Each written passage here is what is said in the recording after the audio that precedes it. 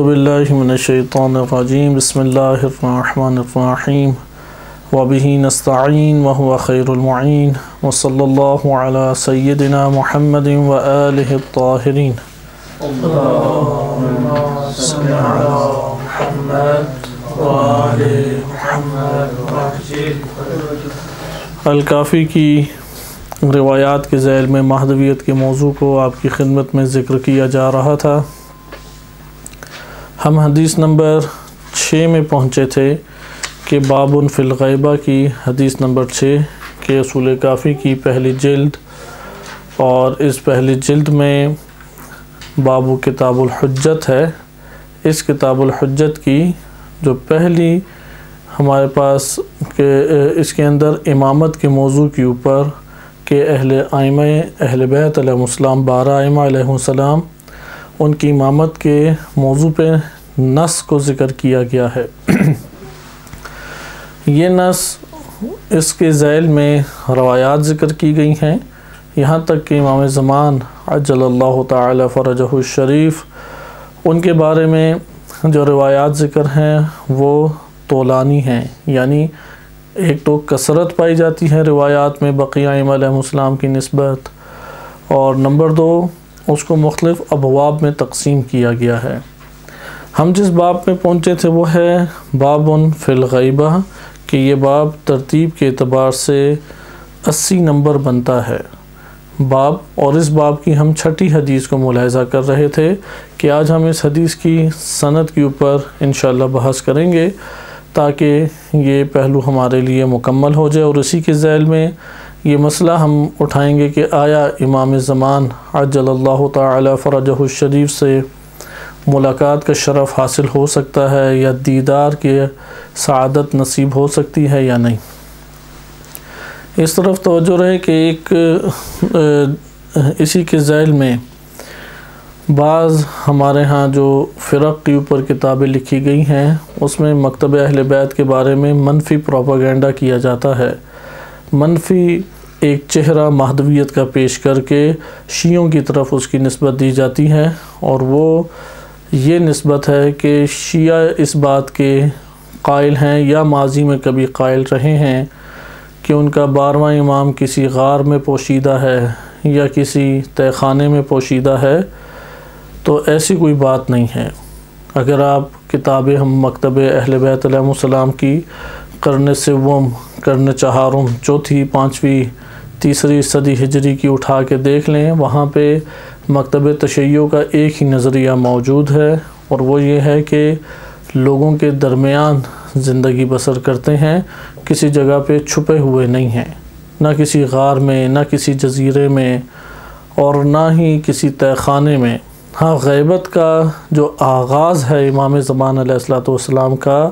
اس کے بارے میں بعض روایات ایسی ہیں، اب وہ روایات سنداً صحیح ہیں یا نہیں اس کی بھی خبر نہیں ہے، لیکن بعض ایسے شواہد ملتے ہیں کہ وہ اپنے ہی گھر کے سرداب سے ان کی غیبت کا آغاز ہوا. یہ نہیں لکھا ہوا کہ تہہ خانے میں چھپے ہوئے تھے. اور یہ منفی پروپیگنڈا اہل سنت میں بہت اس قدر عام کیا گیا ہے کہ وہ افراد کے جو تعصب نہیں رکھتے وہ یہی سمجھتے ہیں کہ شیعوں کا یہ نظریہ ہے، حالانکہ تشیع کا یہ کبھی بھی نظریہ نہیں رہا، نہ ماضی میں رہا ہے اور نہ حال میں موجود ہے. لہذا اس نظریے کی جو ایک اس نظریے کا رد جو باطل نظریہ منسوب کیا جاتا ہے اس کا رد بھی انہی روایات سے ہو جاتا ہے، کیونکہ یہ روایت جب ہم اگر صحیح سند ہماری کتابوں میں سے یہ ثابت ہو جائے اور اس کے شواہد ہمیں متعدد کتب میں مل بھی جائیں تو واضح طور پہ ہمارے پاس یہ ایک بہترین دلیل بن جاتی ہے کہ امام زمان عجل اللہ تعالی فرجہ الشریف نہ وہ کسی جزیرے میں بند ہیں، نہ کسی غار میں چھپے ہوئے ہیں، اور نہ کسی تہہ خانے میں چھپے ہوئے ہیں. یہ ہمارے ہاں جو ملک میں دہشت گرد تنظیمیں بنی، سپہ صحابہ، لشکر جھنگوی اور اس طرح کی، انہوں نے خود سے جس طرح دیگر فرقہ وارانہ انہوں نے حملے کیے اور تمام مسلمانوں کے اوپر قتل و غارت اور کفر و تکفیر کے دروازے کھولے، انہوں نے اسی طریقے سے شیعوں پہ بھی کئی تہمتیں لگائیں تاکہ مسخ کر کے اس دین کو پیش کریں،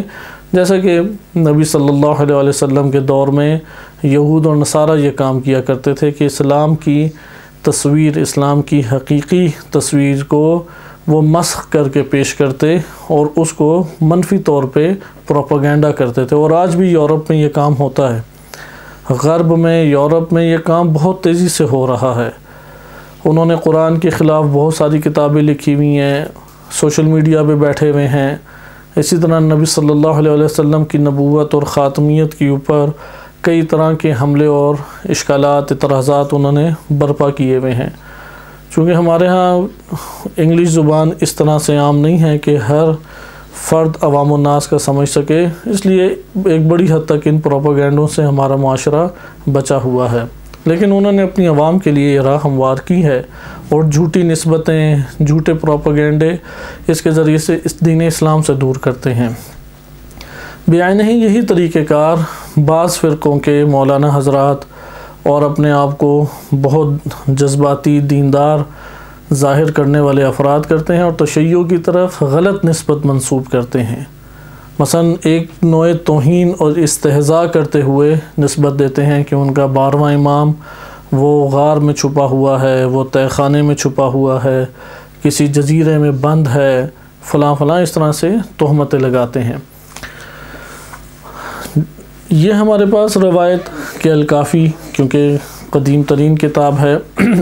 جس دور میں سیاہ ستہ مرتب کی گئی، اسی دور یا انہی صدیوں کی یہ کتاب ہے، لہٰذا زمانہ امامت سے متصل ہونے کی وجہ سے الکافی کی قیمت سندی اعتبار سے، البتہ سندی اعتبار سے دیگر کتب کی نسبت محکم تر ہو جاتی ہے۔ لیکن اس کا یہ مطلب نہیں ہے، سند ایک پہلو ہے نہ کہ کل ہے۔ جیسے کہ مسلمانوں میں ایک بہت بڑا مسئلہ اس جانب سے بھی آیا کہ انہوں نے سند کو ہی اصل ایمان سمجھ لیا، سند کو ہی انہوں نے آخر دین سمجھ لیا، اور سند کی بنیاد کے اوپر انہوں نے چیزوں کا تجزیہ تحلیل شروع کر دیا۔ حالانکہ سند صرف اور صرف یہ ثابت کرتی ہے کہ آیا یہ مضمون اور یہ متن صادر بھی متکلم سے ہوا یا نہیں ہوا۔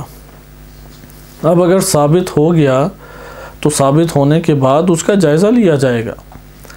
اس کے اندر غور و فکر تعقل کر کے، مثلا قرآن کریم کی آیات کے تناظر میں، نبی صلی اللہ علیہ وسلم کی دیگر روایات کے تناظر میں اس کو جانچا جائے گا۔ لہذا اس روایت کے ذریعے سے یہ شبہ جو بعض منحرفین اور دشمنان اسلام انہوں نے مکتب اہل بیت علیہ السلام کی طرف منسوب کیا ہے کہ ان کے 12ویں امام وہ پوشیدہ ہیں کسی غار میں، یا وہ پوشیدہ ہیں کسی سرداب میں یا کسی جزیرے میں، اس کی شدت سے نفی ہو جاتی ہے۔ کیونکہ مضمون اس کا یہ ہے یفقد الناس امامہم، کہ لوگ اپنے امام کو کھو دیں گے،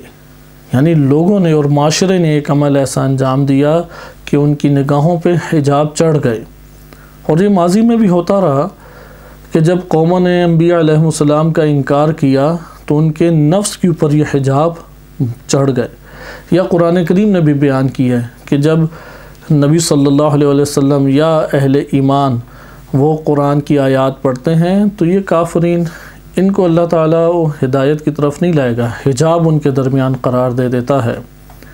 لہذا یہاں پہ جو اللہ کی طرف نسبت دی گئی ہے یہ مرحلہ دوم، ثانوی طور پہ نسبت ہے، وَإِلَّا اللہ تعالیٰ سب کو ہدایت کرنا چاہتا ہے۔ در حقیقت لوگوں نے ایسا قدم اٹھایا جس کی وجہ سے وہ حجاب ان کے وجود پر چڑھ گئے۔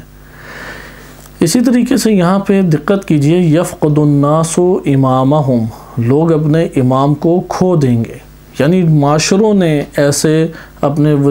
گناہوں کو برپا کیا، یا معاشروں نے اپنے نفوس کے اندر اس طرح سے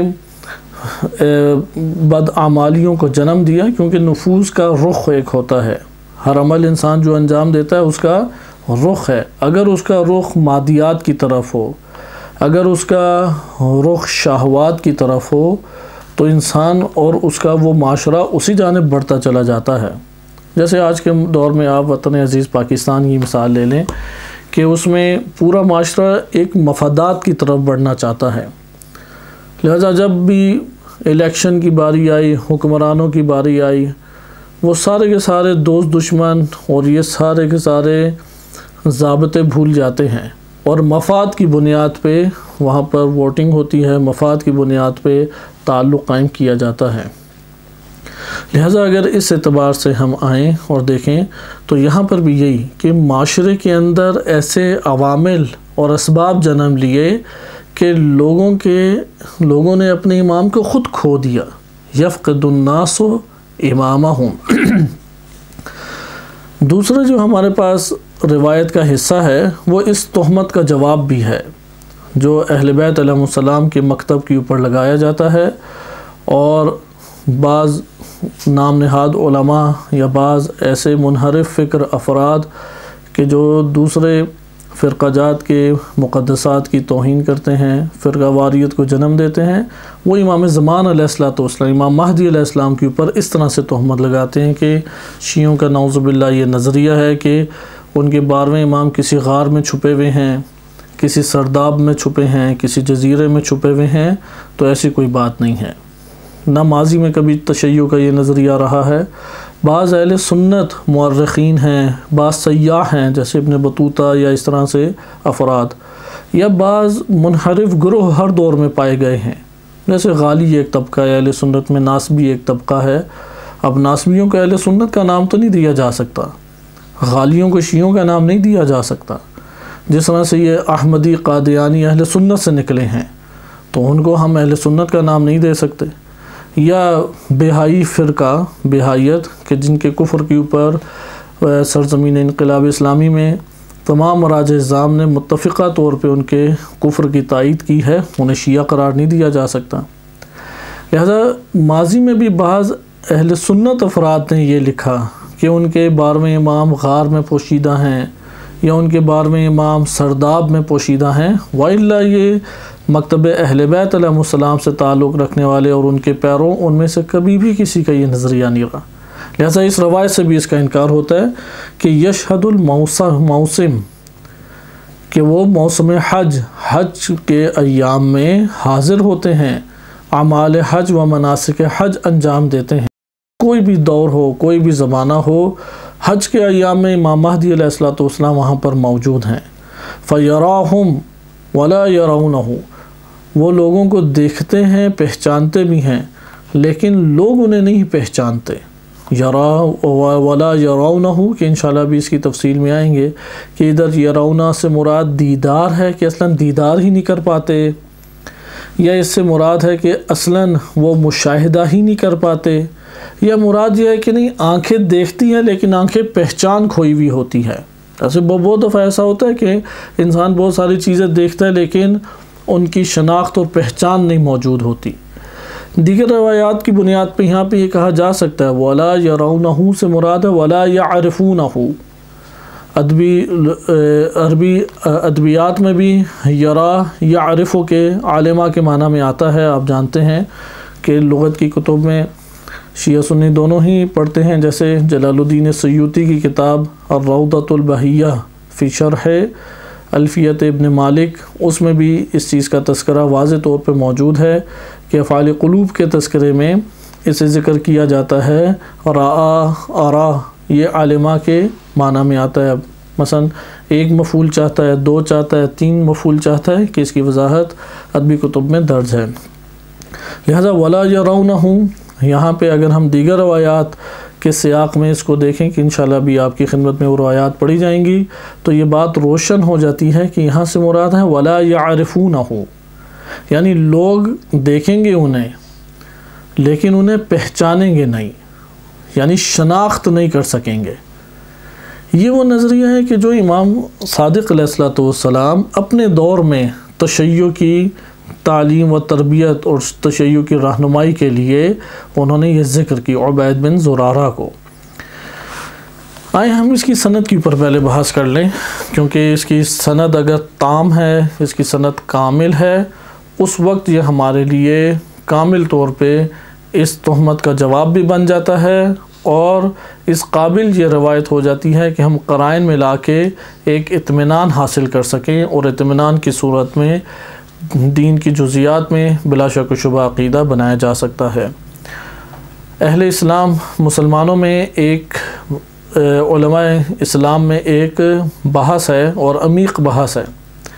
کہ عقائد میں آیا دلیل قطعی حجت ہے یا دلیل ظنی بھی حجت ہے۔ تمام اہل فرق نے، مسلمانوں کے تمام فرقوں کے علماء نے اس کے اوپر گفتگو کی ہے۔ فرقہ جات سے ہٹ کے ہم اس کو ملاحظہ کرتے ہیں۔ انشاءاللہ ابھی چند روایات آئیں گی تو تب ہمارے سامنے اور چند امور بھی ایسے سامنے آئیں گے کہ اگر ہم فرقہ جات سے ہٹ کے ان طریقوں کے اوپر بحث کریں جن سے ایک شے کا علم یا معرفت حاصل ہو سکتی ہے، مثال کے طور پہ سائنس ایک طریقہ کار ہے چیز کو پہچاننے کا، سائنسی طریقے سے شناخت ہوتی ہے۔ مثلا زمین اور چاند کا کیا تعلق ہے، آیا سورج متحرک ہے یا متحرک نہیں ہے، سائنس ہمارے پاس ایک ذریعہ ہے ان چیزوں کی شناخت کا۔ اسی طرح بعض چیزوں کی شناخت کا ذریعہ ہے مثلا قرآن کریم و علم حدیث۔ اسی طرح بعض چیزوں کی شناخت کا ذریعہ ممکن ہم قرار دے سکتے ہیں علم عرفان۔ اب اس سے ہٹ کے کہ فرقہ جات کیا سوچتے ہیں، فرقوں میں کیا بحثیں ہیں، کیونکہ تمام فرقہ جات میں جو متکلمین ہیں ان کا ایک خاص انداز ہے گفتگو کا، تمام فرقہ جات میں جو محدثین ہیں ان کا ایک خاص انداز ہے گفتگو کا۔ اسی طرح مفسرین ہیں، فقہاء ہیں، اصولی ہیں، منطقی ہیں، انہی میں سے ایک عرفاء و صوفیہ ہیں، ان کا ایک خاص منہج ہے، ایک خاص انداز ہے، ان کی ایک خاص روش ہے۔ تو اسی ذیل میں ہم اسی طرح سے جائزہ لیں گے متکلمین کیا کہتے ہیں۔ مثلا امام زمانہ علیہ الصلوۃ والسلام، کیونکہ یہ تو ہمارے لیے انشاءاللہ دیگر روایات سے بھی ثابت ہو جائے گا، کوئی ہمارے پاس اصلاً مکتب تشیع میں یا اہل سنت کتب میں کوئی ضعیف ترین روایت بھی ایسی نہیں ہے کہ جو بیان کرے کہ امام زمان امام مہدی علیہ السلام وہ کسی غار میں چھپیں گے یا چھپے ہوئے ہیں، یا کسی تہ خانے میں چھپیں گے یا چھپے ہوئے ہیں، کوئی ایسی ہمارے پاس روایت موجود اصلاً نہیں ہے۔ لیکن یہ بات کہ آیا لوگ ان کو پھر دیدار کر سکتے ہیں یا نہیں، ان کو اگر دیدار کریں پہچانیں گے یا نہیں پہچانیں گے، یہ بحث اپنی جگہ پہ موجود ہے اور یہ محتاج ہے، لیکن اس کے لیے بھی ایک مقدمہ ہمیں جاننا ضروری ہے۔ عقائد میں کیا چیز حجت ہے؟ مثلا فقہی آراء اگر ہم نے کسی مکتب کی دیکھنی ہے، یہاں پہ بھی ایک بہت بڑی گمراہ کن روش ہمارے معاشرے میں پائی جاتی ہے کہ فرقوں کے اوپر براہ راست فقہی احکام کو دیکھتے ہوئے حملہ کیا جاتا ہے، یار فلاں کے ہاں تو یہ بھی اس طرح سے ہے، فلاں کے ہاں یہ بھی اس طرح سے ہے۔ علم فقہ میں کوئی بھی جب فتویٰ سامنے آتا ہے اس کی بنیاد در حقیقت اصول فقہ اور دیگر قواعد علمیہ ہیں۔ مثلا ادبی قواعد ہیں، جیسے لغت عربیہ سے جس کا تعلق ہے وہ قواعد منطقیہ ہیں، اسی طرح سے قواعد فقہیہ ہیں۔ اب اہل سنت کے ہاں بھی اسی طرح سے مرتب ہیں یہ قواعد۔ ان قواعد کے ذیل میں اگر ہم نے اشکال یا اعتراض کرنا ہے تو پہلے اس مبنا کے اوپر جا کے اعتراض، مثال کے طور پہ بعض احکام ہیں ہم اس کے اوپر اعتراض کرتے ہیں کہ حنفاء نے یہ فتویٰ دیا ہے، اہل حنفاء نے یعنی حنفیوں نے، ابو حنیفہ کے پیروکاروں نے یہ فتویٰ دیا ہے۔ قبل اس کے کہ ہم فقہی حکم کے اوپر اعتراض کریں، ہم دیکھیں کہ اس کا مبنی کیا ہے۔ مثال کے طور پہ ممکن ہے اس کا مبنی قیاس بنتا ہو، قیاس فقہی، کیونکہ قیاس کی ٹرم اور اصطلاح ایک منطق میں بھی ہے، ہم قیاس فقہی کی بات کر رہے ہیں، لیکن قیاس فقہی کو بھی دقت سے دیکھیں کہ کس جگہ پہ ان کا اعتراض ہے، کیونکہ بعض ایسے موارد ہیں کہ جس میں ممکن ہے کہ اشتراک پایا جاتا ہو۔ ہمارے ہاں بھی ایک قاعدہ اس حوالے سے پایا جاتا ہے اور اس کے اوپر بحث بھی ہے، تنقیح المناط کے نام سے۔ تنقیح المناط کے اصول اور فقہ میں آپ اسے ملاحظہ کرتے ہیں، اور فقہی فتاویٰ میں خصوصیت کے ساتھ یہ قاعدہ ذکر بھی ہوتا ہے، اور اس کے ذیل میں ایک طویل اور دقیق بحث بھی ہے، آیا تنقیح المناط عین قیاس فقہی ہے یا قیاس فقہی نہیں ہے۔ لیکن آپ نے ملاحظہ کیا کہ اس کا مصدر کیا بن رہا ہے اس بحث کا، قیاس۔ اب قیاس کے اوپر بحث کرنی چاہیے۔ قیاس کے اگر ضابطے کو ہم بالفرض ضعیف قرار دے دیں یا وہ ان ظنون میں سے قرار دیں کہ جن کو شارع نے قابل اعتبار نظر سے نہیں دیکھا یا اس کا اعتبار نہیں کیا، وہ ہمارے لیے حجت قرار نہیں پائے گا۔ آپ نے ملاحظہ کیا کہ جتنے نظریات ہیں وہ اپنے پیچھے چند مبانی پہ یا ایک سرزمین کے اوپر قائم ہیں، ہم اس کے اوپر بحث پہلے کریں۔ اسی طرح عقائد ہیں، عقائد کے اوپر بحث جب ہوتی ہے تو سوال یہ پیدا ہوتا ہے یہ عقیدہ کہاں سے لیا گیا، کیونکہ عوامی عقیدے ہمارے لیے کوئی حجت نہیں رکھتے، اور نہ عوامی عقیدوں کو دیکھ کے ایک مکتب کے بارے میں کوئی رائے دی جا سکتی ہے۔ کوئی بھی مکتب ہو، حتیٰ کہ غیر مسلم مکتب بھی، عیسائی، یہودی، ہندو، کوئی بھی دنیا کا مذہب ہو، عوام الناس کو دیکھ کے ہم کبھی بھی بات نہیں کر سکتے کہ اس مکتب کا یا اس مذہب کا عقیدہ یہ ہے۔ اس کی وجہ یہ ہے کہ عوام الناس بہت ساری چیزیں اپنی طرف سے ایجاد کرتی ہیں، ہر شخص اپنے ذہن اور اپنے وسعت کے مطابق دین کی تشریح کرتا ہے اور اس کے اوپر عمل پیرا ہونے کی کوشش کرتا ہے، مگر یہ کہ جس نے علم کو حاصل کیا، علماء سے تعلق قائم کیا، کتابوں سے تعلق قائم کیا، اور پھر اس نے ایک رائے یا نظریے کو اختیار کیا، اس کی نسبت مذہب کی طرف دی جا سکتی ہے۔ لہذا یہاں پہ سوال پیدا ہوگا، مہدویت مکتب اہل بیت علیہ السلام کی نگاہ میں مہدویت یہ در حقیقت عقائد سے تعلق رکھتا ہے، یعنی عالمی دنیا کے اوپر حکومت کا ہونا یہ شیعہ دنیا میں عقیدے کا حصہ ہے، نہ کہ علم فقہ کا حصہ ہے، فروع میں سے نہیں ہے۔ پوری دنیا کے اوپر حق کا پرچم لہرانا، پوری دنیا میں باطل کا ختم ہو جانا، ظلم و ستم کا ختم ہو جانا، یہ عقیدے سے تعلق رکھتا ہے۔ اسی طرح غلبہ دین ہونا، لِیُظْہِرَهُ عَلَى الدِّینِ كُلِّهِ وَلَوْ كَرِهَ الْمُشْرِكُونَ، سورہ توبہ میں یا سورہ صف میں یہ آیات وارد ہوئی ہیں، یا سورہ فتح میں، کہ 3 جگہ قرآن کریم میں یہ وارد ہوا ہے۔ مہدویت کا نظریہ شیعہ سنی دونوں قائل ہیں، لِیُظْہِرَهُ عَلَى الدِّینِ كُلِّهِ، یہ آیت کریمہ کا حصہ نظریہ مہدویت کو بیان کرتا ہے، یہ عقیدے کا حصہ ہے ہمارے۔ اچھا، اسی طرح عقیدے کے حصے میں لازمیت ہے، جب مہدویت ہے تو کوئی مہدی بھی تو ہوگا۔ کیسے ہو سکتا ہے کہ غلبہ دین کی بات کی جائے لیکن کس کے ہاتھوں یہ غلبہ دین ہوگا اس کا بیان وارد نہ ہو، اس کا کوئی ضابطہ بیان نہ کیا جائے، یہ نہیں ہو سکتا۔ یہاں پہ ہمارے لیے مہدویت سے مہدی نکلا ہے، اس لیے امام مہدی علیہ السلام کا تذکرہ شیعہ سنی دونوں کتب میں صحیح سند روایات میں آیا، اور شواہد اکٹھے کریں تو تواتر معنوی کی حد تک پہنچا ہوا ہے۔ آج کے دور میں بعض اہل حدیث طبقہ ایسا موجود ہے لیکن قلیل ہیں، ہم پورے فرقے کی طرف نسبت نہیں دے سکتے۔ ماضی میں بھی بعض ایسے علماء رہے ہیں لیکن ان کی مثال ایسی ہے کہ 100 میں سے 1%،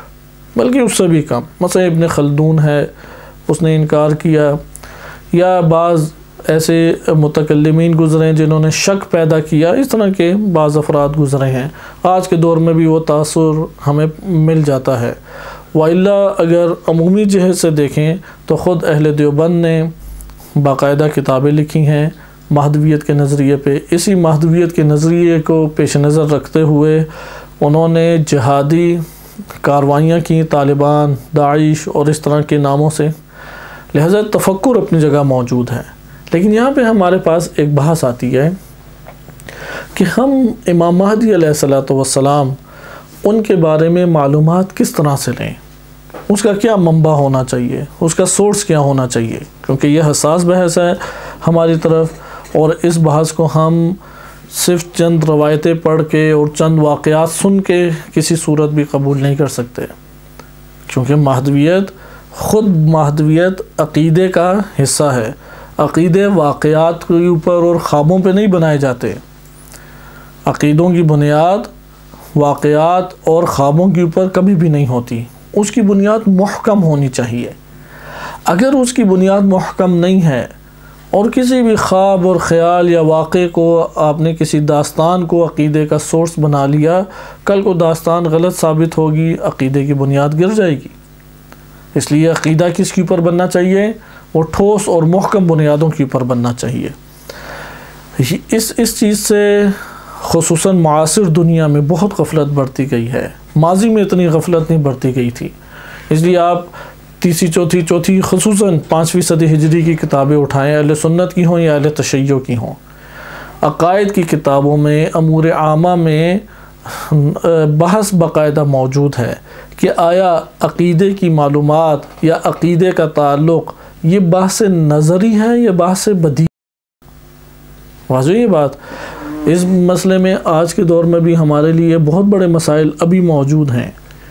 مثلا ممبر سے مہدویت کے مسائل بیان ہوتے ہیں، امام مہدی علیہ السلام کا تذکرہ، مختلف ٹی وی کے چینلز ہیں، ادھر سے یہ معلومات فراہم ہو رہی ہوتی ہیں، واقعات ہیں، معاشرے کے اندر بہت ساری چیزیں ابھری ہوئی ہیں۔ اگر ہمارے پاس کوئی ضابطہ نہیں ہے مہدویت کے بارے میں، لا محالہ کوئی آیت اللہ بن جائے، مجتہد بن جائے، مفتی حضرت بن جائے، وہ عوام الناس کے نظریے کا پیرو ہو جائے گا، اور یہ ہمیں آج بھی اسی دور میں دکھائی بھی دیتا ہے۔ مثلا ہم سرزمین انقلاب اسلامی میں ابھی موجود ہیں، یہاں پہ ایک والہانہ عقیدت اور محبت مہدویت کے عنوان سے پائی جاتی ہے، تاکہ انقلاب اسلامی کے تحرک کا اصل سبب مہدویت کا نظریہ ہے، اور جو موجودہ دفاعی جنگیں ہیں وہ بھی اس میں بھی بنیادی عنصر وہ مہدویت کا ہی تحرک، مہدویت کے نظریے نے آ کے اس طرف تشیع کو تحرک دیا ہے کہ وہ اجتماعیت کی طرف آئیں، دین اسلام میں جو سیاسی نظریہ ہے اس کی طرف آئیں، عالمی سطح کے اوپر حکومت مہدویت، حکومت امام مہدی علیہ السلام، اس کی امید لوگوں کو دلائیں، اس کا تقاضا کریں، اس کا مطالبہ کریں۔ یہ نظریہ مہدویت نے آ کے ہمارے لیے راہ ہموار کی ہے۔ لیکن اسی جگہ پہ آپ بہت ساری ایسی چیزیں دیکھتے ہیں کہ وہ جنم پائی ہیں عوام الناس سے، اور عوام الناس سے جو جنم پائی اس کے اندر رسمی طور پہ بہت عقیدت کا ایک عنصر اور جذبہ موجود ہوتا ہے، اور اگر ہم نے یہ بنیاد نازک رکھی یا یہ اس بنیاد یعنی عقائد کے بارے میں کوئی مبنا نہ بنایا، ہم لا محالہ انہی عوام الناس کی پیرو بن جائیں گے، انہی کے مطابق چلنا شروع ہو جائیں گے۔ معاشرے میں کیا عام ہونا چاہیے؟ معاشرے میں وہ چیز، وہ تعلیم عام ہونی چاہیے جو امام صادق علیہ السلام نے ارشاد فرمائی، اور امام صادق علیہ السلام ائمہ اہل بیت علیہ السلام، کیونکہ وہ اسلام کے حقیقی ترجمان ہیں، نبی صلی اللہ علیہ وسلم کے علم کا خزانہ ہیں، رسول اللہ صلی اللہ علیہ وسلم جو دین لے کے آئے اور جو انہوں نے فرمودات فرمائے تھے وہ بے عینی ہی جس طرح سے تھے ویسے ہی اگر کسی ایک جگہ پہ پڑے ہوئے ہیں، وہ نفس امام معصوم ہیں، اس لیے امام معصوم کی بات حجت ہے۔ وہ نبی صلی اللہ علیہ وسلم کے امانت، جو دین امانت کے طور پہ موجود ہے، وہ امت تک پہنچاتے ہیں۔ لہذا امام صادق علیہ السلام، ائمہ اہل بیت علیہ السلام، انہوں نے جو تعلیم فرمائی ہے وہ ہمارے معاشرے میں رائج ہونی چاہیے۔ یہ مسئلہ ہمیں ادھر بھی درکار ہے کہ بعض ایسے مواقع ہیں کہ جب کہا جائے تو وہ کہتے ہیں فلاں جو عوام الناس نے رسم ایجاد کی ہم نے تو ادھر شرکت کرنی ہے، یا تو ہمارے پاس ایسے مسائل ابھرے ہیں ایسے، تو وہاں پہ انہیں کہا جائے کہ وہاں پہ شرکت کرنے کی بجائے کیوں ہم اس قرآن کے درس کو منعقد نہ کریں، کیوں آخر مہدویت کے موضوع پہ ہم علمی ایک بحث کیوں نہ کریں، آخر بحیثیت طالب علم ہمارا وظیفہ یہ بنتا ہے۔ لیکن وہ کہتے ہیں نہیں وہ بھی تو ویسے نہیں ہے نا، آخر انہوں نے یہ کیوں کیا ہے، فلاں عالم بھی یہ کہہ رہا تھا، فلاں چینل پہ بھی عالم نے آ کے یہ کہا، حرم میں بھی ممبر کے اوپر یہ کہا۔ آپ خود بتائیں کیا یہ چیزیں دلیل ہیں ہمارے پاس؟ یا دلیل قال امام صادق علیہ السلام ہیں، قرآن کریم کی کوئی آیت ہے؟ اس لیے اس چیز کی طرف حساس ہونا چاہیے۔ مہدویت کے موضوع کی معلومات آیا ہم کسی بھی جگہ سے، مثلا جنتری میں ایک بات لکھی ہوئی تھی ادھر سے پڑھی جا کے پورے کی پوری مجلس پڑھ دی، پورا خطاب کر دیا، آیا مہدویت کا موضوع اس طرح سے بیان کرنے کے قابل ہے؟ یعنی میں آیا تھا اور درس پڑھنے کے لیے حوزہ علمیہ میں جو دروس ہیں وہ دروس نصابی دروس ہیں، ان میں تو مہدویت کی باتیں نہیں آتی، ان میں تو یہ روایات موجود نہیں ہیں اس ٹاپک کے بارے میں۔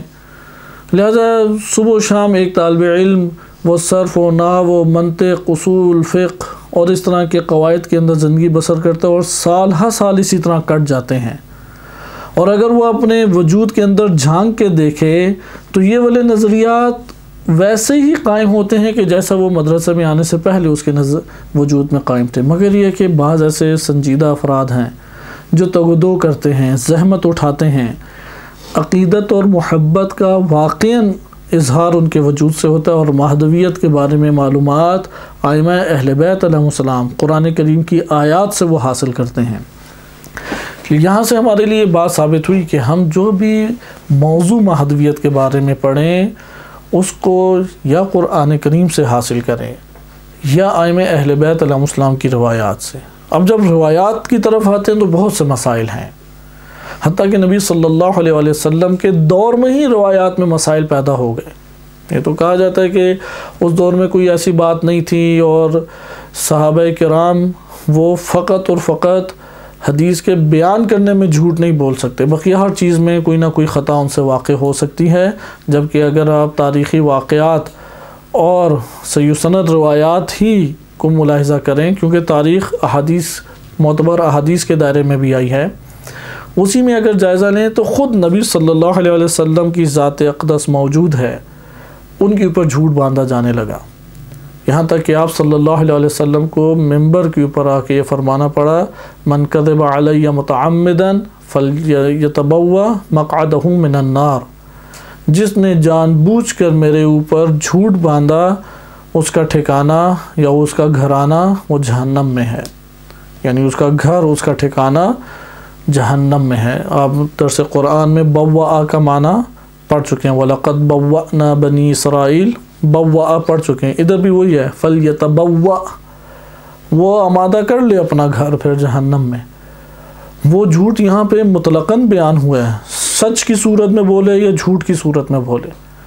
یعنی کسی کو اخلاقی اور ادب کی تعلیم دینی ہے، خود سے ایک بات گھڑ کے رسول اللہ کی طرف منسوب کر دے، یہ بھی جھوٹ ہے۔ یہ اس قدر رسول صلی اللہ علیہ وسلم کے دور میں ہونے لگا کہ آپ صلی اللہ علیہ وسلم نے ممبر کے اوپر آ کے یہ ارشاد فرمایا۔ اسی طریقے سے ائمہ اہل بیت علیہ السلام سے روایات وارد ہوئی ہیں کہ جس میں امام باقر علیہ السلام فرماتے ہیں کہ اب ان کے دور میں ایک شخص تھا، ابی الخطاب نام تھا اس کا، ابی الخطاب کے نام سے معروف تھا، غالیوں کا سربراہ تھا۔ امام نے اس پر لعنت فرمائی اور فرمایا کہ خدا اس پر لعنت کرے اگر یہ شخص نہ ہوتا۔ امام صادق علیہ السلام سے یہ روایت ہے، امام صادق علیہ السلام فرماتے ہیں کہ اگر یہ ابی الخطاب نہ ہوتا، یعنی اس نے یہ حدیثیں گھڑ کے امام باقر علیہ السلام کی طرف منسوب نہ کی ہوتی تو جو بھی امام باقر کے نام سے حدیث بیان کی جاتی وہ میرے والد بزرگوار کی حدیث ہوتی، لیکن اس نے امام باقر علیہ السلام کی طرف جھوٹی روایات کی نسبت دے کے پھیلا دی، اور اس کا نتیجہ کیا نکلا کہ جو امت اسلامیہ ہیں خصوصاً تشیع، اس میں بہت سی ایسی حدیثیں بھی جنم لے گئیں کہ جو اصلاً ائمہ علیہ السلام کے درس سے صادر نہیں ہوئیں۔ اس لیے احادیث کے اوپر ہمیں لامحالہ غور و فکر کرنے کی ضرورت پیش آ جائے گی، لیکن احادیث میں آیا ہم فقط سند کو معیار بنائیں، جیسے کہ یہ ایک اور بحث ہے، اور آج کل بہت سارے حقائق کا انکار انہی وجہ سے موجود ہے۔ مثلا اہل حدیث تفکر فقط اہل سنت میں نہیں ہے، مکتب تشیع میں بھی یہ تفکر موجود ہے، جہاں اہل حدیث ہے وہاں پہ تشدد اور وہاں پہ ایک تعصب کی فضا موجود ہے، کیونکہ دین اسلام غور و فکر کا درس دیتا ہے، تعقل، تدبر، اسی طریقے سے دیگر علوم، اس کا انکار دین اسلام نے آ کے نہیں کیا۔ سند یہ ثابت کرتی ہے کہ یہ اطمینان ہو جائے کہ یہ کلام وہ متکلم سے صادر ہوا یا نہیں، لیکن آیا وہ کلام ہمیں قابل قبول ہے یا نہیں؟ آیا یہ جو سند ہے، سند کے ذریعے سے انسان کو جو معلومات ملتی ہیں وہ یقینی ہیں یا ظن پیدا کرتی ہیں؟ یہ تو ہمارے معاشرے کا مسئلہ ہے، آپ کوئی بھی بات لا کے عن کر کے بیان کریں نا، وہ سمجھتے ہیں یہ بات بالکل ٹھیک ہوگی۔ جیسے بالفرض کہا جائے کہ محمد بن علی عن، مثلا علی بن فلاں عن حسین بن فلاں، اس طرح سے ایک سند گھڑ کے بیان کر دی جائے، اور وہ کہے گا کہ عن کے ساتھ ہے تو یہ بات حتماً درست ہی ہوگی، جبکہ حدیثیں کھڑی اسی طرح سے گئیں۔ اور حدیثوں کے گھڑنے میں مقصد مختلف چیزیں ہوتی تھی، وضع الحدیث کے عنوان سے کتب موجود ہیں۔ بہرحال یہ حساس کرنا مقصود ہے کہ یہ تصور نہ کریں کہ کتب کے اندر جو بھی نسبت ائمہ علیہم کی طرف دی گئی ہے کسی بات کی، وہ انہی کا قول ہے۔ اس کے برعکس ہو سکتی ہے بات، اور اگر ہم اس کی پر عقیدہ بنا لیں پھر کیا ہوگا؟ پھر تو ہم لوگ ہی خطا کا ایک غلط قدم اٹھائیں گے اور خطا کار کہلائیں گے یا غلط راستوں پہ چلنے والے کہلائیں گے۔ اس لیے عقیدے میں حساس ہونا چاہیے، حتیٰ کہ یہی اعتراض بنتا ہے اہل سنت میں بخاری اور مسلم فقط اس کی بنیاد پہ عقیدہ بنا لینا، چونکہ بخاری میں آئی ہے، وہ خبر واحد ہے، خبر واحد پہ مسلمان متفق ہیں کہ اس سے عقیدہ نہیں بنایا جا سکتا۔ مسلم میں آئی ہے، مسلمان متفق ہیں کہ مسلم میں ایک روایت کے آنے سے عقیدہ نہیں بنایا جا سکتا۔ پھر یہ بحث ہے کہ آیا اصول الدین میں خبر واحد حجت ہے یا نہیں، پھر اصول الدین کے علاوہ دین عقائدی دینی جزیات میں حجت ہے یا نہیں۔ ہمارے بہت سے علماء اس بات کے قائل ہیں ہاں اصل دین میں تو حجت نہیں ہے، لیکن جزیات دین میں خبر واحد صحیح سند ہو تو درست ہے۔ اب قرآن کریم تمام مسلمان متفق ہیں، شیعہ ہوں یا سنی، متفق ہیں کہ قرآن کریم تحریف لفظی سے پاک ہے اور تواتر کے ساتھ ہم تک پہنچا ہے۔ قرآن کریم واحد کتاب ہے، بلکہ کہہ سکتے ہیں کائنات میں واحد کتاب ہے کہ جو لفظی طور پہ بھی تواتر کے ساتھ ہے، فقط معنی نہیں، لفظی طور پہ بھی الفاظ بھی تواتر کے ساتھ ہم تک پہنچے ہیں۔ لہٰذا اگر قرآن کے موافق ایک بات ہو گئی، وہ بے شک سند اس کی ضعیف ہی کیوں نہ ہو، تب بھی قبول ہے، کیونکہ قرآن تائید کر رہا ہے اس کی۔ اسی طرح عقلی دلیل وہ انسان کو پہنچاتی ہے، کہاں پہنچاتی ہے؟ قطع اور یقین تک۔ یہ نکات کو نوٹ کریں تاکہ ہمیں پتہ لگے کہ عقائد میں کیا کیا چیز حجت ہے۔ عقائد میں پہلی چیز کیا حجت ہے؟ قرآن کریم۔ کیوں حجت ہے قرآن کریم؟ کیونکہ تواتر لفظی ہے، وہ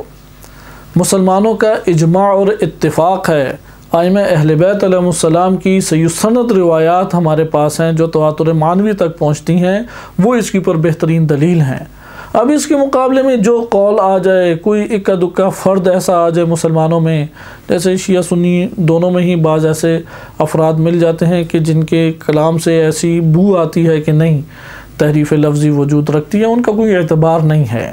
کیونکہ تواتر کے برخلاف جو بات آئے گی مسلمانوں کا تواتر ہے، یہ ایک فرقے کا تواتر نہیں ہے، تواتر لفظی ہے۔ یا بعض علماء قائل ہیں کہ تواتر بھی ایک حد تک ہوتا ہے، یہ مافوق تواتر ہے۔ بہرحال یہ تعبیر آیا ہے بھی یا نہیں ہے مافوق تواتر الگ مسئلہ، لیکن پہلی دلیل عقائد لیتے ہوئے اگر ایک بات تواتر لفظی کے ساتھ آ جائے، وہ کیا ہمارے لیے ہو جائے گی؟ حجت ہے۔ دوسرا قاعدہ، اگر کوئی ایسی بات ہو جس کی تائید قرآن کریم کرے اور وہ روایت بے شک ضعیف السند ہی کیوں نہ ہو، تب بھی حجت ہے، کیونکہ قرآن کے موافق ہو گئی۔ تیسری چیز، اگر کوئی ایسی خبر واحد ہو کہ جو قرائن، یقینی قرائن، ایسے قرائن کے ہمراہ ہے جن قرائن کی مدد سے اطمینان حاصل ہو جائے یا قطع اور یقین حاصل ہو جائے،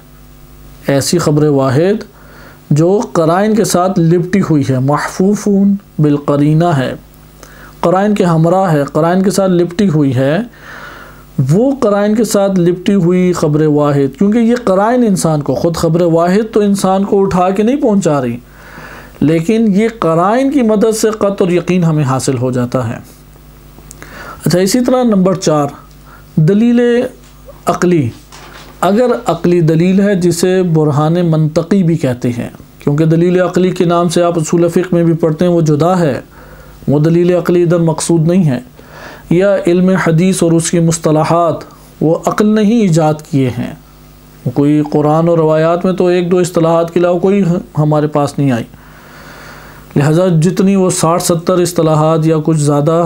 کم زیادہ ہو جاتی ہیں، جسے علم الدرایا یا علم الحدیث یا قواعد حدیث کے نام سے شیعہ سنی پڑھتے ہیں، وہ عقل انسانی کی ہی ایک ایجاد کردہ ہے۔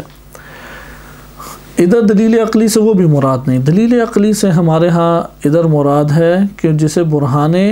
منطقی کہتے ہیں۔ علم منطق میں آپ برہان پڑھتے ہیں اور اس برہان کو یا قیاس اقترانی یا قیاس استثنائی کے ذریعے سے بیان کیا جاتا ہے، اس کو کہتے ہیں دلیل عقلی۔ ہمارے بعض شیعہ سنی علماء بعض ایسے رہے ہیں کہ جن کی انتہائی متشددانہ یہ رائے تھی کہ اگر کسی عقیدے کے اوپر کسی کے پاس دلیل عقلی یعنی یہ برہان منطقی موجود نہیں ہے، اصلاً اس کا عقیدہ ہی نہیں ہے، یہ خارج من ربقۃ الایمان ہے کہ باب ہادی عشر میں علامہ ہلی رحمۃ اللہ علیہ نے یہی تذکرہ کیا کہ وہ ایمان کے دائرے سے باہر ہے کہ اگر اس کے پاس اس مورد میں دلیل عقلی موجود نہیں ہے۔ اس لیے دلیل عقلی کو آپ آسان نہ لیں۔ ہمارے پاس زیادہ تر جو عقائد ہیں مسلمانوں میں ایک خاص روش اس طرح سے رہی ہے کہ اس کو پہلے عقائد سے ثابت کرنے کی کوشش کی جاتی رہی ہے۔ البتہ اس کی پر ابحاث موجود ہیں کہ بعض نقل کو عقل پہ ترجیح دیتے ہیں، جیسے اہل حدیث طبقہ ہے، اکثریت اشاعرہ ہیں، اور بعض ہیں کہ جو عقل کو نقل کے اوپر ترجیح دیتے ہیں، جس طرح سے ماضی میں بالخصوص ماضی میں معتزلہ اور امامیہ شیعہ اثنا عشری رہے ہیں، اور بعض ہیں کہ جو تاویل کے قائل ہیں جیسے اسماعیلی تھے۔ اس لیے مختلف اس میدان میں مختلف ہمارے پاس نظریات آ جاتے ہیں، لیکن معاصر دنیا میں ملا صدرہ رحمۃ اللہ علیہ کے بعد یعنی آج سے 400 سال پہلے ایک خاص روش عقائدی دنیا میں ہمارے پاس منہج کے طور پہ سامنے آئی، اور وہ روش یہ تھی کہ قرآن روایات اور برہان یعنی عقلی براہین اور عرفان اس کو جم کر کے لیا جائے، کیونکہ تینوں ایک ہی بات کر رہے ہیں، کوئی اختلاف نہیں ہے۔ اس سے ایک ترقی اور تطور وجود میں آیا۔ خلاصہ کلام اپنے موضوع پہ واپس آتے ہیں۔ یہ بیان آپ کی خدمت میں اس لیے عرض کرنا تھا کہ مہدویت کی روایات کو اتنا ہلکا نہ لیا جائے، مہدویت سے مربوط روایات کو اس قدر نیچے پیمانے پہ نہ رکھا جائے کہ اسے فقہی احکام سے بھی نیچے لے جائیں، کیونکہ عقیدے کا حصہ ہے۔ مہدویت کا تعلق ان ابحاث میں سے نہیں ہے کہ جس کو ٹھیک ہے وقت ملا تو پڑھ لیا، وقت نہ ملا تو چھوڑ دیا، بلکہ اس کی معرفت واجب ہے ہمارے لیے، اس کا جاننا ضروری ہے، اس کے اوپر عقیدہ رکھنا ضروری ہے، اس سے تعلق قائم کرنا ضروری ہے۔ لہذا اگر اس کے متعلق روایات کو ہم نے مطالعہ نہ کیا، اس کے اوپر اگر ہم نے تحقیق و جانچ پڑتال نہ کی، تو ہم مقصر ہیں بارگاہ الہی میں، کیونکہ بحث ممکن ہے کہ ایک عام بندے کو عوام الناس میں یہ تحقیق کا موقع نہ ملے، لیکن کیسے ہو سکتا ہے طالب علم کو یہ موقع نہ ملے؟ لہذا طالب علم کی یہ خصوصی ذمہ داری قرار پاتی ہے۔ آئے اب ہم اس روایت کو دیکھتے ہیں۔ اس روایت میں ہم نے ملاحظہ کیا تھا کہ اسحاق بن محمد اور یحییٰ بن مثنیٰ یہ دو ایک ایسے راوی ہیں کہ جن کے حالات وارد نہیں ہوئے، حالات ان کے وارد نہیں ہوئے، بقیہ واضح ہیں کہ وہ جلیل القدر ہیں۔ محمد بن یحییٰ بھی، جعفر بن محمد بھی، عبداللہ بن بکیر کہ ان کے بارے میں کہا جاتا ہے یہ واقفی المذہب تھے، لیکن ثقہ ہیں، قابل اعتماد ہیں، سچ بولنے والے ہیں، اور رجال میں واضح طور پہ توثیق ان کی وارد ہوئی ہے عبداللہ بن بکیر، لیکن علی تحقیق ان کی ہمارے پاس موجود ہے توثیق۔ عبید بن زرارہ یہ جناب زرارہ بن اعین ان کے بیٹے ہیں اور جلیل القدر ہیں، امام صادق علیہ السلام کے شاگردان یا اصحاب میں سے ہیں، لہٰذا یہ بھی ثقہ ہیں۔ بس الکافی کی اس روایت میں دو راوی ہمارے پاس ایسے ہیں، اسحاق بن محمد اور یحییٰ بن مثنیٰ، کہ جن کے اوپر کلام موجود ہے۔ وہ کلام بھی کیا ہے کہ ان کے حالات وارد نہیں ہوئے، نہ وثاقت ہے اور نہ ہی تضعیف ہے، جرح بھی کوئی موجود نہیں ہے۔ تنقیح المقال، صاحب تنقیح المقال جناب عبداللہ مامکانی رحمۃ اللہ علیہ، ان کا مبنی رجالی یہ تھا کہ اگر کوئی مجہول الحال راوی ہو کہ جس کی حالت نہیں معلوم، جس کے احوال وثاقت و تضعیف، ضعف اور ثقہ کے اعتبار سے حالات وارد نہیں ہوئے، وہ ثقہ شمار کیا جائے گا، وہ راوی کیا شمار کیا جائے گا؟ ثقہ شمار کیا، کیونکہ اس دور میں سختیاں تھیں، حالات اور فتنے انتہائی ابھرے ہوئے تھے، حالات انتہائی تنگ تھے، لہٰذا اپنے نام سے اپنے پہچان کروانا اس دور میں بہت بڑا مسئلہ تھا، خصوصاً اصحاب ائمہ علیہم السلام کے لیے ایک بہت بڑا مسئلہ تھا۔ لہٰذا انہوں نے اس طرح سے چند تمہید باندھی ہے اپنے مبانی کے اوپر، اور یہ قریب بھی حقیقت کے واقع ہمیں یہ لگتا ہے۔ لہذا اگر اس مبنا کے تحت جائزہ لیں تو یہ حدیث صحیح سند ہے، لیکن مبنا ایت اللہ خوئی رحمۃ اللہ علیہ اس کے تحت اگر ہم جائزہ لیں تو وہ مجہول الحال راوی اس کو ضعیف شمار کرتے ہیں، کیونکہ اس کے نہ وثاقت کا علم ہے اور نہ اس کے اوپر کسی نے جرح کی ہے، تضعیف کی ہے، اس کا علم ہے، لہذا وہ توقف کرتے ہوئے اسے ترک کریں گے، یعنی مجہول الحال ہے وہ راوی، اور اس طرح روایت ضعیف شمار ہو جائے گی۔ الکافی میں یہ 2 جگہ آئی ہے، لیکن دونوں جگہوں پہ یحییٰ بن مثنیٰ وہ موجود ہیں، لہذا جیسا کہ ہم نے اسی باب کی غالباً حدیث نمبر 12 میں ہم نے پڑھا تھا، اس میں قاسم بن اسماعیل الانباری ہیں اسحاق بن محمد کی بجائے، لیکن یہاں پہ یحییٰ بن مثنیٰ اپنی جگہ موجود ہیں۔ یہ روایت قدماء کے درمیان شیخ صدوق رحمۃ اللہ علیہ نے بھی نقل کی ہے، شیخ محمد بن یعقوب کلینی کے شاگرد محمد بن ابراہیم نعمانی نے بھی اس کا تذکرہ کیا ہے الغیبہ للنعمانی میں،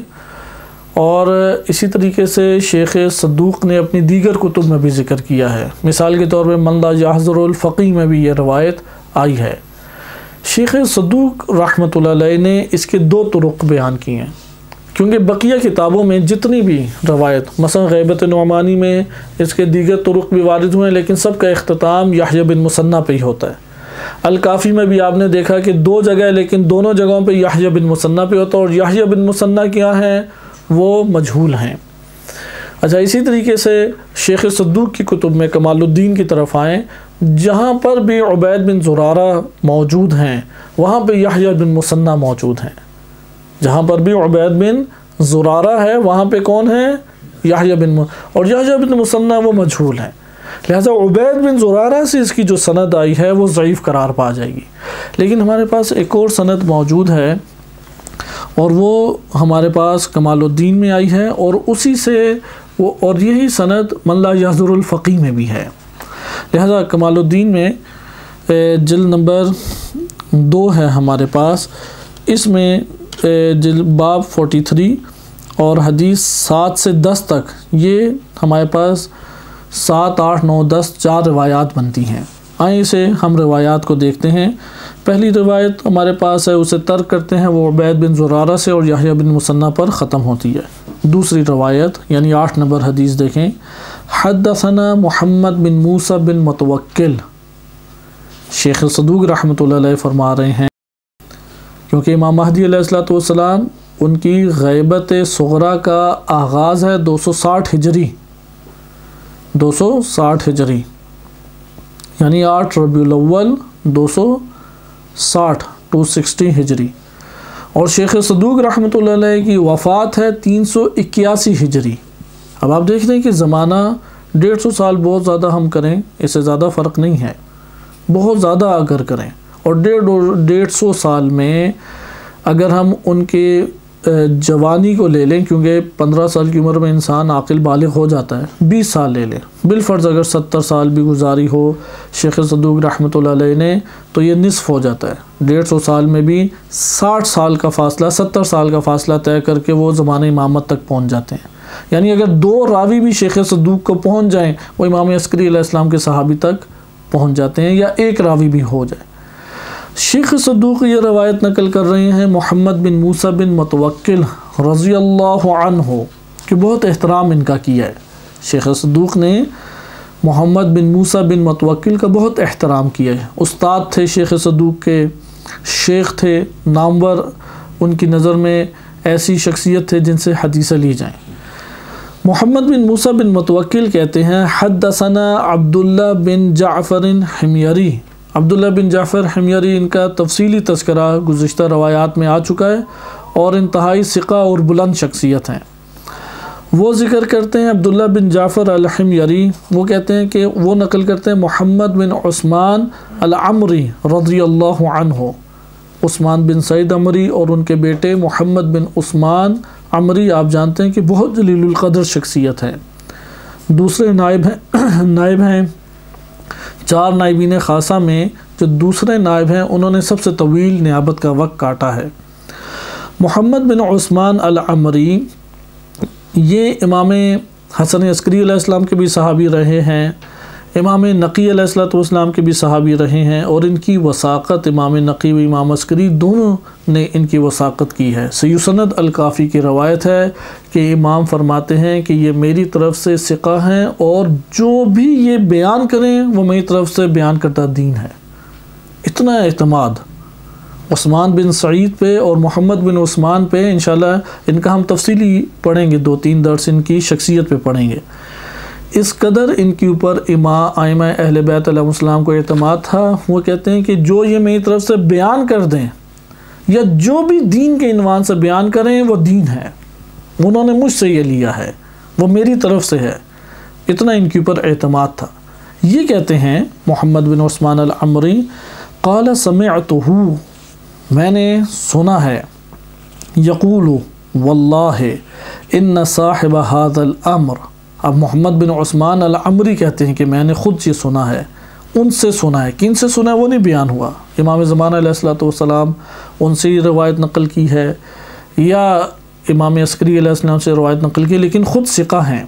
وہ جو بیان کریں۔ الکافی کی سیسند روایت ہے، وہ کہتے ہیں کہ وہ بطور عنوان یعنی بے عنوان دین وہ تم اخذ کر لو۔ ان صاحب ھذا الامر، اس امر امامت کا جو صاحب ہے، لیحضر الموسم، وہ موسم حج میں حاضر ہوتا ہے، کل سنۃ، ہر سال، فیری الناس، وہ لوگوں کو دیکھتے ہیں، ویعرفہم، اور وہ لوگوں کو پہچانتے بھی ہیں، ویرونہ، اور لوگ بھی انہیں دیکھتے ہیں اور لوگ ان کا دیدار کرتے ہیں۔ جیسا کہ ادھر ہمیں پتہ لگ گیا، ولا یرونہ سے مراد یہ نہیں ہے کہ مشاہدہ مراد نہیں ہے الکافی میں، بلکہ معرفت مراد ہے۔ وَيَرَوْنَهُ، کہ لوگ انہیں دیکھتے ہیں، وَلَا يَعْرِفُونَهُ، لیکن لوگ انہیں پہچانتے نہیں ہیں۔ امام زمان علیہ السلام کا دیدار کرتے ہیں۔ یہ صحیح سند ہمارے پاس روایت ہے، جس کی وجہ سے یہ مسئلہ ہمارے لیے حل ہو جاتا ہے کہ ہر سال موسم حج میں حاضر ہوتے ہیں وہ، اور جب وہ حاضر ہیں وہاں پہ تو لوگ بھی دیکھتے ہیں، وہ لوگوں کو دیکھ کے پہچانتے بھی ہیں۔ اب یہ جو تہمت لگانا ہے اہل سنت کی، نعوذ باللہ، کہ وہ شیعوں کا عقیدہ ہے کہ 12ویں امام غار میں ہیں اور یا سرداب میں ہیں یا زیر زمین چلے گئے ہیں یا جزیرے میں ہیں، یہ تہمتیں ہیں۔ مکتب تشیع کا یہ اصلاً نظریہ موجود نہیں ہے۔ یہاں سے ایک بحث ہمارے لیے شروع ہو جاتی ہے، اور وہ یہ ہے کہ آیا دیدار ممکن ہے یا نہیں۔ اس سے اگلی روایت بھی اسی سند کے ساتھ ہے، میں صرف اس کا متن پڑھ رہا ہوں کہ محمد بن عثمان العمری رضی اللہ عنہ فرماتے ہیں، فقلت له ارأیت صاحب هذا الامر، کیا آپ نے اس امر کے صاحب کو دیکھا ہے؟ قال نعم، یعنی عبداللہ بن جعفر حمیری نے پوچھا، کہا کہ ہاں میں نے دیکھا ہے۔ وآخر عہدی بہ عند بیت اللہ الحرام، میری جو آخری عہد و پیمان میں نے باندھا تھا امام مہدی علیہ السلام سے، وہ خانہ کعبہ بیت الحرام میں تھا۔ وَيَقُولُ، اور وہ وہاں پہ فرما رہے تھے، اللہم انجز لی ما وعدتنی، جو تو نے وعدہ کیا ہے اسے میرے لیے پورا فرما، یعنی مجھے یہ ظہور اور جہاد اپنے دین کی خاطر اور کفار اور مشرکین اور دشمنان دین سے جہاد کی مجھے اجازت فرما۔